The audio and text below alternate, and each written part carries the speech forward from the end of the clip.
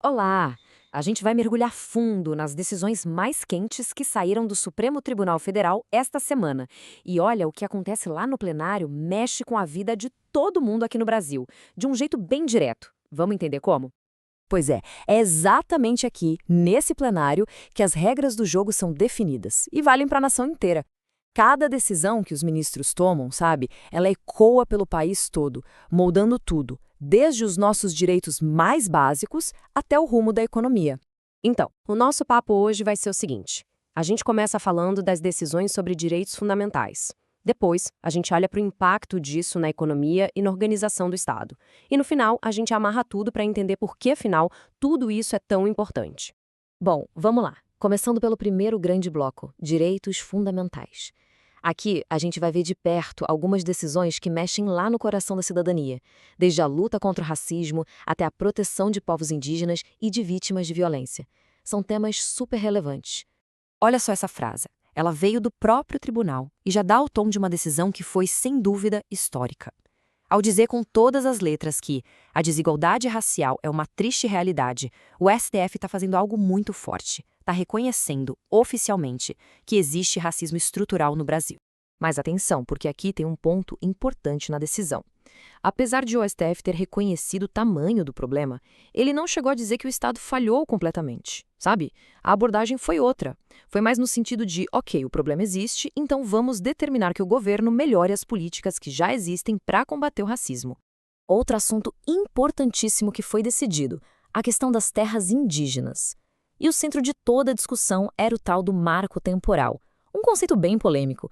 A ideia, para resumir, era a seguinte: os povos indígenas só teriam direito às terras que eles estivessem ocupando fisicamente no dia exato da promulgação da nossa Constituição, lá em 1988. E o que o tribunal decidiu? Derrubou essa tese. A decisão foi clara: os direitos dos indígenas são originários. O que isso quer dizer? Que eles existem desde antes da criação do próprio Estado brasileiro. Com essa decisão, o STF não só reforçou que é dever do Estado demarcar essas terras, como também colocou um prazo na mesa para acabar com essa demora histórica. Essa decisão é um exemplo muito prático de como o tribunal pode criar proteções diretas para as pessoas. Basicamente, foi criado um sistema que permite que mulheres em situação de violência doméstica consigam uma licença do trabalho por até 6 meses para poderem se proteger. E o mais importante, sem perder a renda. É uma verdadeira rede de segurança financeira que, no fim das contas, ainda joga a responsabilidade e o custo de volta para o agressor. Ok, agora a gente muda de assunto e vai para o segundo bloco. Vamos ver como as decisões do Supremo também têm um impacto bem concreto, direto no bolso das pessoas e na política econômica do país. Aqui a gente está falando de uma mudança bem importante que veio com a reforma da Previdência lá de 2019. Ela mexeu no cálculo da aposentadoria por incapacidade permanente.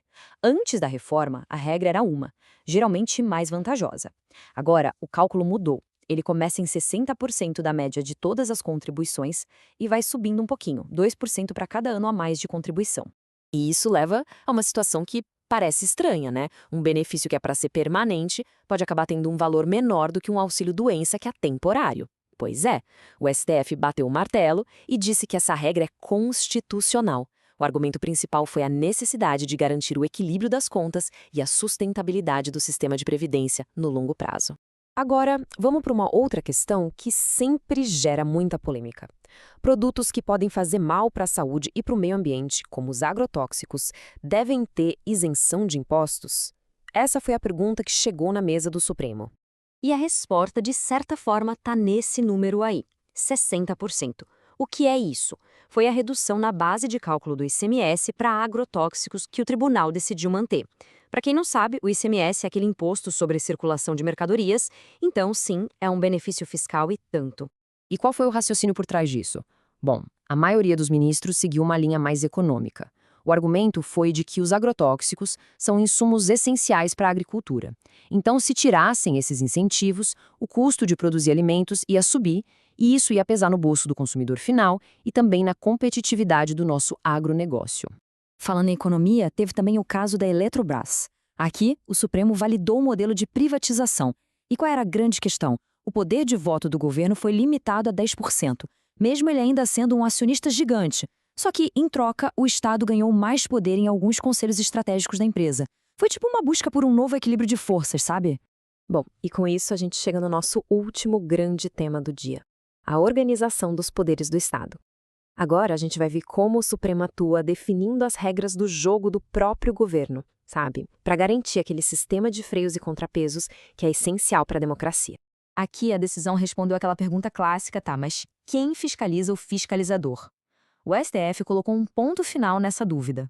Ficou definido que quem julga as contas dos tribunais de contas dos municípios é o Tribunal de Contas do Estado. Ou seja, foi criada uma camada a mais de supervisão, garantindo que todo mundo preste contas. Ufa! Depois de passar por todos esses casos, chegou a hora de juntar as peças. Afinal, o que tudo isso significa na prática? Qual é o impacto real e duradouro dessas decisões na vida do país? Então, vamos recapitular os pontos-chave da semana? Tivemos a derrubada do marco temporal, um passo gigantesco, o reconhecimento oficial do racismo estrutural, a criação daquela nova rede de proteção financeira para vítimas de violência doméstica e, na parte econômica, a confirmação das regras mais duras da Previdência e também a manutenção dos incentivos fiscais para agrotóxicos. E para fechar, fica uma reflexão. Quando a gente olha para a variedade e a profundidade de todos esses julgamentos, fica a pergunta: qual é, no fim das contas, o papel mais crucial do Supremo numa democracia como a nossa? O que a sociedade espera da mais alta corte do país na construção de um Brasil mais justo, mais equilibrado?